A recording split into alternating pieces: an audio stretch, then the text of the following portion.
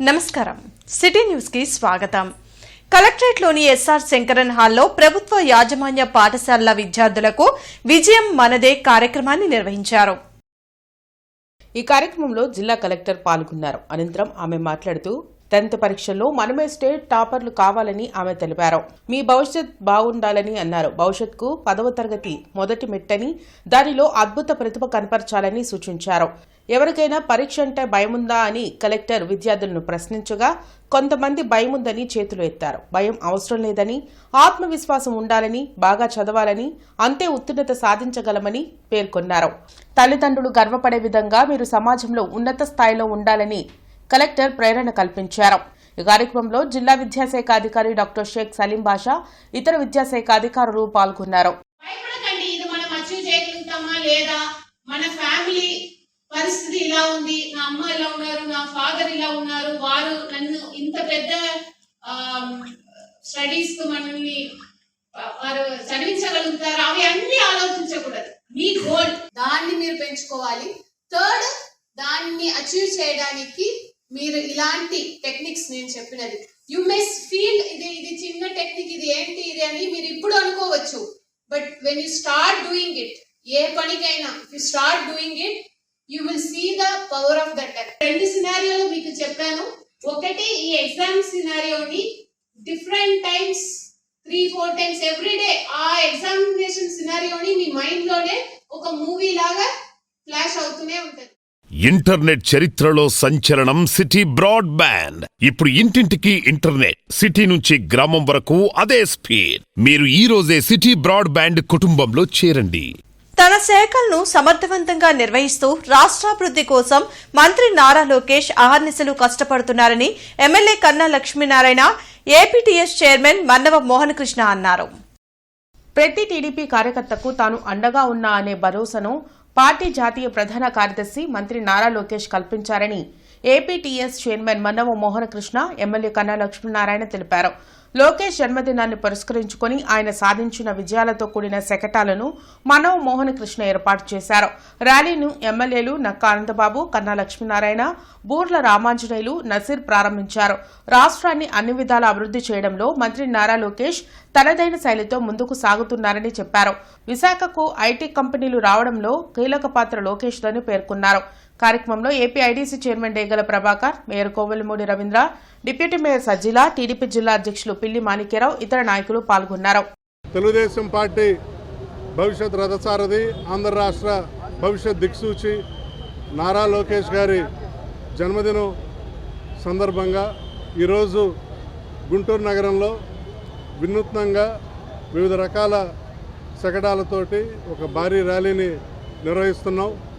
నారా లోకేష్ గారు తెలుగుదేశం పార్టీ జాతీయ ప్రధాన కార్యదర్శిగా, మంగళగిరి శాసనసభ్యులుగా, విద్యాశాఖ మంత్రిగా, హెచ్ఆర్డీ అండ్ ఐటీ మినిస్టర్గా ఆయన నిర్వహిస్తున్న అన్ని బాధ్యతలను అత్యంత సమర్థవంతంగా నిర్వహిస్తూ ఆయన సాధించిన విజయాలు, చేసిన ప్రగతి, చేసిన అభివృద్ధిని కళ్ళకు కట్టినట్టు చెప్పే విధంగా, ప్రజలందరికీ తెలియజేసే విధంగా వివిధ రకాల ఈ శకటాల్లో నారా లోకేష్ గారి 43వ జన్మదిన సందర్భంగా ఆయన పార్టీ పరంగా అలాగే ప్రభుత్వ పరంగా ఆయన చేసినటువంటి అచీవ్మెంట్స్, ఆయన దూరదృష్టి, ప్లానింగు ఎంతో మరి పాలనలో కానీ విద్యాశాఖలో అయితే పెనుమార్పులు వచ్చినటువంటి పరిస్థితిని మనం చూస్తూ ఉన్నాం।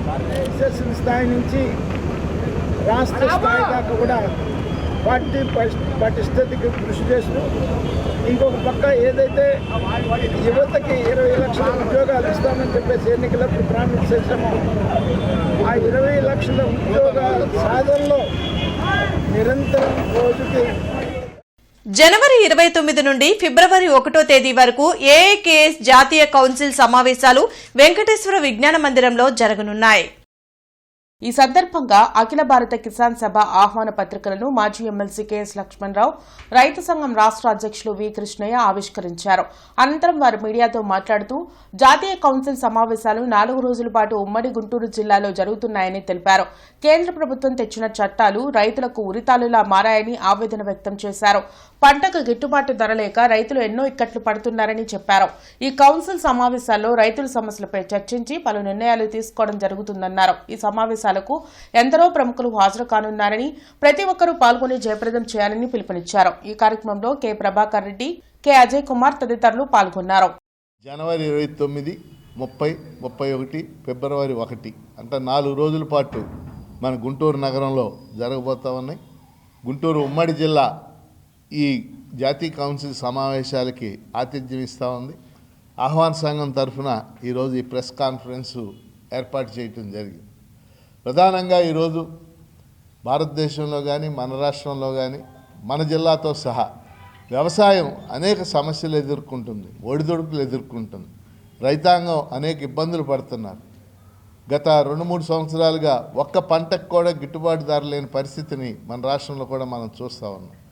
ఈ సమస్యలన్నీ చర్చించి ఒక కార్యాచరణ రూపొందించడం ఈ జాతీయ కౌన్సిల్ సమావేశాల యొక్క ముఖ్య లక్ష్యం.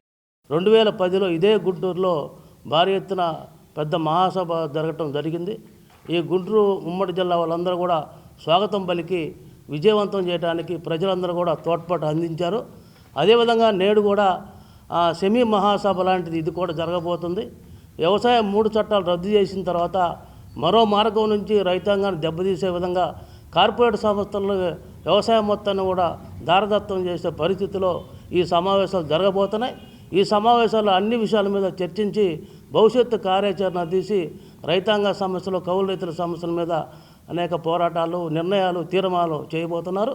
అందుకని దీనికి సంబంధించి మన గుంటూరు జిల్లా ఆతిథ్యం ఇస్తుంది కాబట్టి దీనికి సంబంధించిన ఏర్పాట్లు అన్నీ కూడా తమ హయాంలో జరిగిన భూ రీసర్వేను తన ఖాతాలో వేసుకునేందుకు సీఎం చంద్రబాబు నిస్సిగ్గుగా యత్నిస్తున్నారని మాజీ సీఎం జగన్ వ్యాఖ్యానించారు. తాడేపల్లిలోని వైసీపీ కేంద్ర కార్యాలయంలో ఆయన మీడియాతో మాట్లాడారు. ఈ భూమండలంలో క్రెడిట్ చోరీని అత్యంత సమర్థవంతంగా చేయగలిగిన వ్యక్తి చంద్రబాబే అంటూ ఎద్దేవా చేశారు. 1.5 ఏళ్ల కూటమి ప్రభుత్వ పాలనలో రాష్ట్రానికి, ప్రజలకు ఒరిగింది ఏమీ లేదన్నారు. 4 సార్లు సీఎంగా ఉన్న చంద్రబాబు రైతులకు మేలు చేయాలనే ఆలోచన ఏనాడైనా చేశారా అని జగన్ ప్రశ్నించారు. ఈ మధ్యకాలంలో చంద్రబాబు నాయుడు గారు మాట్లాడుతూ ఉన్న మాటలు ఈ రీసర్వే సబ్జెక్టు మీద మనమంతా కూడా చూస్తే ఒకసారి ఈ భూమండలం మీద నిజంగా ఇంతటి దారుణమైన క్రెడిట్ చోరీ చేయగలిగిన వ్యక్తి ఇంకొకడెవడైనా ఉండగలడా అని అనిపించేట్టుగా చంద్రబాబు నాయుడు గారు మాట్లాడుతూ ఉన్నారు. ఊసరి వెళ్ళి కూడా చంద్రబాబు నాయుడును చూసి బహుశా సిగ్గుపడుతుందేమో. అంతటి దారుణమైన మోసాలు, అంతటి దారుణమైన అబద్ధాలు. నేను సూటిగా చంద్రబాబు నాయుడు గారిని అడుగుతా ఉన్నాను, ప్రజలందరి తరపున అడుగుతా ఉన్నాను. అయ్యా 4 సార్లు సీఎం అని చెప్పి చెప్పుకునే ఈ పెద్ద మనిషి చంద్రబాబు నాయుడు, నేను అడుగుతా ఉన్నా, భూముల రీసర్వే చేయాలన్న కనీస ఆలోచన అయినా కూడా నీకు ఎప్పుడైనా గతంలో వచ్చిందా అని. వెనిజులా దేశ అధ్యక్షునిపై అమెరికా దాడిని ఖండిస్తూ ఏఐటీయూసీ ఆధ్వర్యంలో లాడ్జ్ సెంటర్లో ధర్నా నిర్వహించారు. కార్మిక సంఘాల ఐక్యవేదిక ఆధ్వర్యంలో జరిగిన ధర్నా కార్యక్రమంలో ఏఐటీయూసీ నాయకులు వెలుగురి రాధాకృష్ణ, సిఐటియు నాయకులు దండ లక్ష్మీనారాయణ, మేడా హనుమంతరావు తదితర నాయకులు పాల్గొన్నారు. ఈ సందర్భంగా వారు మాట్లాడుతూ యుద్దోన్మాదంతో ట్రంప్ వెనిజులాపై దాడి చేసి అధ్యక్షుడు మదురేని, అతని భార్యను బంధించడం అంతర్జాతీయ చట్టాల ఉల్లంఘన అవుతుందని ఆరోపించారు. అందుకే ప్రపంచవ్యాప్తంగా కార్మిక సంఘాల నేతల పిలుపు మేరకు ధర్నా చేస్తున్నామని తెలిపారు. అమెరికా ప్రెసిడెంట్ ట్రంప్ యుద్ధోన్మాది ఆ దేశం మీద దాడి చేసి రాత్రిపూట, అర్ధరాత్రి పూట మదురోకి, ఆ దేశాధ్యక్షుడు మదురోకి రక్షణగా ఉన్నటువంటి 32 మంది క్యూబన్ మిలిటరీని చంపి ఆ దేశాధ్యక్షుడిని, ఆయన భార్యని తీసుకుపోవటం, కిడ్నాప్ చేయటం కిందకు వస్తుంది. ఇది తీవ్రమైనటువంటి అంతర్జాతీయ చట్టాలను కూడా ఉల్లంఘించడమే అవుతుంది. దీనికి వ్యతిరేకంగా ఈరోజు ప్రపంచ కార్మిక సమాఖ్య ప్రపంచవ్యాప్తంగా కార్మికులు రోడ్ల మీదకి వచ్చి ట్రంప్ ఆ రోజు అమెరికాలో ఉన్న సమస్యలు పరిష్కరించడం చేతగాక తన సామ్రాజ్యవాదాన్ని ఈరోజు ప్రపంచ దేశాల మీద రుద్దుతున్నాడు. గతంలో బ్రిటన్ ప్రపంచాన్ని ఏలిన పరిస్థితుంది.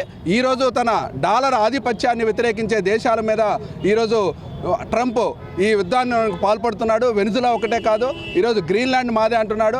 అదేవిధంగా హిందూ సముద్రంలో ఉన్న డిగోగోర్షా అంటే దీవులను కూడా కావాలంటున్నాడు. డెన్మార్క్ని బెదిరిస్తున్నాడు. ఇట్లా ఇదే కాదు, క్యూబాని లేకపోతే వియత్నాంను కూడా సంగతి తేలుస్తున్నామని చెప్పేసి చెప్తున్నాడు. అసలు నీకు ఎవరిచ్చారు ఈ అధికారం అని చెప్పేసి మేము ట్రేడ్ యూనియన్స్గా అడుగుతున్నాం. ఇంటర్నెట్ చరిత్రలో సంచలనం సిటీ బ్రాడ్బ్యాండ్. ఇప్పుడు ఇంటింటికి ఇంటర్నెట్, సిటీ నుంచి గ్రామం వరకు అదే స్పీడ్. మీరు ఈ రోజే సిటీ బ్రాడ్బ్యాండ్ కుటుంబంలో చేరండి. 17వ 10K వాక్ జనవరి 25వ తేదీన విద్యానగర్లోని ఎన్ఆర్ఐస్ ఇండియన్ స్ప్రింగ్స్ ఆధ్వర్యంలో జరగనుంది. ఆరోగ్యం కోసం నడక, గుంటూరు కోసం నడక కార్యక్రమం జనవరి 25వ తేదీన ఉదయం ప్రారంభిస్తామని ఎమ్మెల్సీ ఆలపాటి రాజేంద్ర ప్రసాద్ వెల్లడించారు. ఈ కార్యక్రమానికి సినీ ప్రముఖులు రాజేంద్ర ప్రసాద్, కామ్నా జట్మలాని రానున్నారని తెలిపారు. గత 16 సంవత్సరాలుగా 10K వాక్ విజయవంతంగా నిర్వహిస్తున్నామని తెలిపారు.